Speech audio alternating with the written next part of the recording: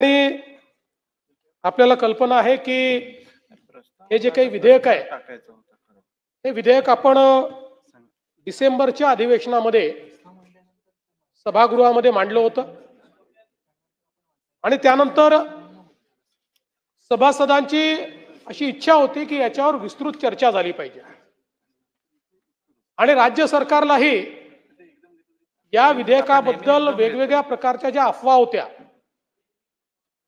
त्या अफवांना योग्य उत्तर मिळालं पाहिजे आणि लोकशाही पद्धतीनं हे विधेयक मंजूर झालं पाहिजे म्हणून आपण हे संयुक्त चिकित्सा समितीकडे पाठवायचा निर्णय घेतला। या संयुक्त चिकित्सा समितीमध्ये श्री चंद्रशेखरजी बावनकुळे माननीय महसूल मंत्री हे समिती प्रमुख म्हणून यांनी चांगलं काम त्या ठिकाणी केलं।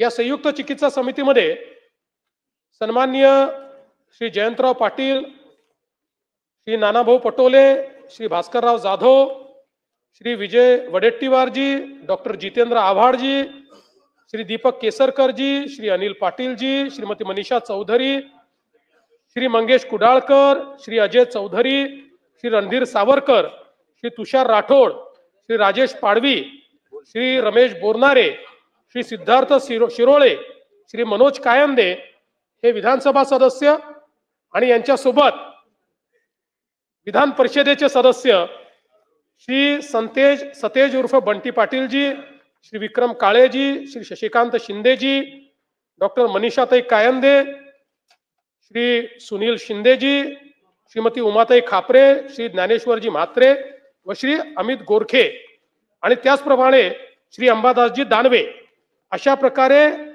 या सर्व सदस्यांनी या विधेयकावर या ठिकाणी संयुक्त चिकित्सा समितीमध्ये काम केलं। पहिल्यांदा तर मी समिती प्रमुख आणि समितीच्या सर्व सदस्यांचे आभार मानतो की त्यांनी सातत्याने या विषयावर चर्चा करून क्लॉज बाय क्लॉज विचार करून त्याचप्रमाणे जवळपास 12,000 सूचना या जनतेकडनं आल्या होत्या त्याचंही वर्गीकरण करून आणि आपला जो अंतिम अहवाल आहे तो अहवाल या सभागृहाला सादर केलेला आहे। मला हे विशेषतः नमूद केलं पाहिजे की हा अहवाल सादर होत असताना या अहवालाला कुठली डिसेंट नोट नाही। हा अहवाल जो आपल्या पुढे आलेला आहे याच्यामध्ये कुठली डिसेंट नोट नाही आहे, ही आनंदाची गोष्ट आहे जयंतराव, ही फार समाधानाची गोष्ट आहे।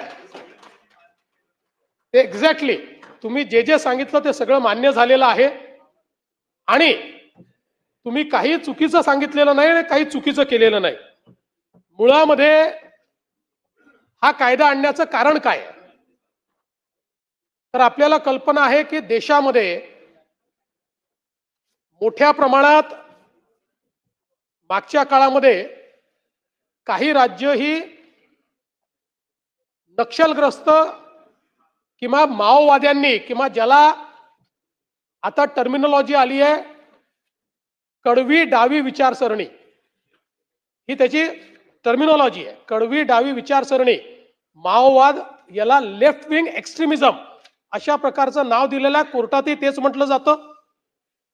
आणि अशा प्रकारच्या विचाराने प्रेरित होऊन अनेक लोक हे सुरुवातीच्या काळामध्ये बंदुका हातात घेऊन त्या ठिकाणी व्यवस्थेच्या विरुद्ध लढा, भारतीय संविधानाने जी व्यवस्था उभी केली आहे ती आम्हाला मान्य नाही आणि म्हणून आमचा हा लढा आहे, आम्हाला साम्यवादी अशा प्रकारची व्यवस्था उभी करायची आहे। अशा प्रकारच्या विचारातनं या संघटना तयार झाल्या। गेल्या काही वर्षांमध्ये केंद्र सरकार असतील, वेगवेगळ्या प्रकारची राज्य सरकार असतील, या सगळ्यांनी मोठ्या प्रमाणात काम केल्यानंतर आता हा जो बंदूक घेऊन जो माओवाद आहे हा माओवाद हळूहळू संपुष्टाकडे यायला लागलाय। महाराष्ट्र त्याचं उदाहरण आहे की महाराष्ट्रामध्ये पूर्वी 4 जिल्हे आपले माओवादाने ग्रसित होते, आता केवळ 2 तालुक्यांमध्ये आपल्याला त्या ठिकाणी ऍक्टिव्ह माओइझम दिसतंय आणि ते देखील पुढच्या वर्षभरामध्ये त्या ठिकाणी राहणार नाही अशा प्रकारची अवस्था आहे. पण त्याच वेळी याचं दुसरं स्वरूप हे तयार व्हायला सुरुवात झाली ज्यावेळेस ऍक्टिव्ह मिलिटंट्स मिळत नाहीत, त्यावेळी पॅसिव्ह मिलिटंट्स तयार करायचे. आणि म्हणून यातनं मोठ्या प्रमाणात जनसंघटना ज्यांची नावं पाहिल्यानंतर आपल्याला असं वाटतं की ही लोकशाही वाचवण्याकरता तयार झालेल्या संघटना आहेत, पण त्या संघटनांची कारवाई पाहिल्यानंतर ते लोकशाही मानत नाहीत आणि त्या संघटना भारताचं संविधान देखील मानत नाहीत. आणि म्हणून मी आपल्याला या ठिकाणी निदर्शनास आणून देऊ इच्छितो की ही जी माओवादी भारतीय कम्युनिस्ट पार्टी माओवादी जी आता बॅन संघटना आहे, केंद्र सरकारने बॅन केलाय आणि सगळ्यांचं त्या ठिकाणी बॅन आहे, याच्या सगळ्या ऑफशूट आहे, यांचं हे संविधान आहे. हे संविधान काय सांगतं? हे संविधान सांगतं मार्क्सवादी लेनिनवाद माओवाद इनकी गतिविधियों को सभी क्षेत्र में इसके विचारों का मार्गदर्शन करने वाला विचारात्मक आधार क्रांति के एक अंग के रूप में भारतवर्ष में नव जनवादी क्रांति को आगे बढ़ाना तथा उसे पूरा करना है. पार्टी का अंतिम लक्ष्य अधिकतम साम्यवादी व्यवस्था की स्थापना है. यह नव जनवादी क्रांति सशस्त्र कृषि क्रांतिकारी युद्ध अर्थात दीर्घकालीन लोक युद्ध जिसका केंद्रीय कार्यभार इलाकावार सत्ता दखल करना और उसके जरिए आगे बढ़ना यह होगी. दीर्घकालीन लोक युद्ध गांवों से शहरों को घेरते हुए और अंत में उस पर कब्जा करते हुए आगे बढ़ाया जाएगा. इसलिए देहाती इलाके और साथ ही साथ दीर्घकालीन लोक युद्ध एकदम शुरुआत से ही पार्टी कार्य के गुरुत्व केंद्र बने रहेंगे. इस क्रांति की पूरी प्रक्रिया के दौरान पार्टी, सेना और संयुक्त मोर्चा तीन जादुई हथियारों की भूमिका निभाएंगे. जनसंगठन और जनसंघर्ष आवश्यक और अपरिहार्य है, किंतु उनका उद्देश्य युद्ध की सेवा करना है. गुरिल्ला जोनों को और गुरिल्ला आधारों को विकसित करना तथा रूपांतरित करते हुए आधार क्षेत्रों की स्थापना करना और पूर्ण रूप से विकसित एक जनमुक्ति सेना बनाना पार्टी का फौरी और सबसे अनिवार्य कार्यभार है. मी सगळं आपल्याला वाचून दाखवणार नाही, पण त्यातल्या काही महत्त्वाच्या गोष्टी वाचून दाखवणार आहेत. मग आता याचा उद्देश्य काय? त्यांनी मग त्याच्यात उद्देश्य दिलाय.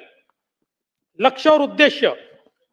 पार्टी का फौरी लक्ष्य केवल दीर्घकालीन लोक युद्ध द्वारा साम्राज्यवाद और नौकरशाही पूंजीवाद को उखाड़ फेंक कर नव जनवादी क्रांति को संपन्न करना तथा सर्वहारा वर्ग के नेतृत्व में जनता के जनवादी अधिनायकत्व की स्थापना करना है. म्हणजे भारतीय संविधानाला उडतवून टाकायचं आहे. यह आगे साम्यवाद की स्थापना के लिए संघर्ष करेगी. पार्टी का अंतिम लक्ष्य सर्वहारा वर्ग के नेतृत्व में क्रांति को निरंतर जारी रखते हुए साम्यवाद की स्थापना करना और इस दुनिया से शोषण की व्यवस्था को समाप्त करना. आता याच्या पलीकडे सगळ्यात महत्त्वाचा पॅराग्राफ तुम्हाला वाचून दाखवतो. त्यांचं काय म्हणणं आहे, काय करायचं आहे त्यांना. उसे पार्टी के अधिकार कर्तव्य दिले आहेत. त्यात 16 नंबरचा त्यांचा क्लॉज आहे कि उसे पार्टी की विचारधारात्मक और राजनीतिक आधारों की रक्षा करनी होगी तथा इसका विकास करने का प्रयास करना होगा और विभिन्न तरह के गैर सर्वहारा प्रवृत्तियों, संशोधनवादी नीतियों, संशोधनवादी प्रवृत्तियों, कार्यशैली, वाम और दक्षिण अवसरवाद आता इथनं महत्वाचं आहे, काय त्यांना काढायचं आहे, कशाच्या विरुद्ध आहे? अर्थवाद, संसदवाद, कानूनवाद. म्हणजे भारताची संसद आणि भारताचा कानून म्हणजे भारताचं संविधान, सुधारवाद, उदारमतवाद, संकीर्णतावाद, अनुभववाद, मनोगतवाद, ऐसे अराजक विचारों एवं प्रवृत्तियों के खिलाफ अनवरत रूप से विचारधारात्मक और राजनीतिक संघर्ष संचालित करना. कोणाच्या विरुद्ध आहे? देशाच्या संविधानाच्या विरुद्ध, देशाच्या संसदेच्या विरुद्ध, सुधारमतवादाच्या विरुद्ध, उदारमतवादाच्या विरुद्ध, अनुभववादाच्या विरुद्ध आणि मनोगतवादाच्या विरुद्ध निरंतर युद्ध पुकारायचं, अशा प्रकारची यांची नीती आहे. आणि हे कुठे कुठे करायचं? केवळ जंगलामध्ये करायचं असं नाही. मी त्यातला मधला पोर्शन वाचतोय. नगर शहर कमेटी उसी स्तर में चुनी जाएगी. पार्टी सेल इसके किसी एक गांव में अथवा 2 या 3 गांवों को मिलाकर अथवा एक फैक्ट्री अथवा एक शैक्षणिक संस्थान में अथवा मोहल्ले में अथवा 2-3 मोहल्लों को मिलाकर 3 से 5 सदस्य ये चुने जाएंगे और जन संगठनों की इकाइयों में सेल गठित किए जाएंगे. हे जे आपण ज्याला शहरी माओवाद म्हटलं, शहरी नक्षलवाद म्हटलं, तो हा आहे. हे त्यांचं डिझाईन आहे. आणि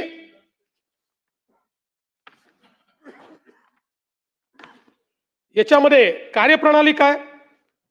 पार्टी शुरू से ही सेना पर पूर्ण नियंत्रण करेगी. चूंकि पार्टी क्रांति की संपूर्ण राजनीतिक रणनीति और कार्यनीति का निर्धारण करती है, इसलिए यह अपने सामने दीर्घकालीन लोक युद्ध के विकास के स्तर को ध्यान में रखते हुए सेना के भीतर पार्टी संगठनों और कार्यप्रणाली और उनके रूपों को भी निर्धारित करेगी.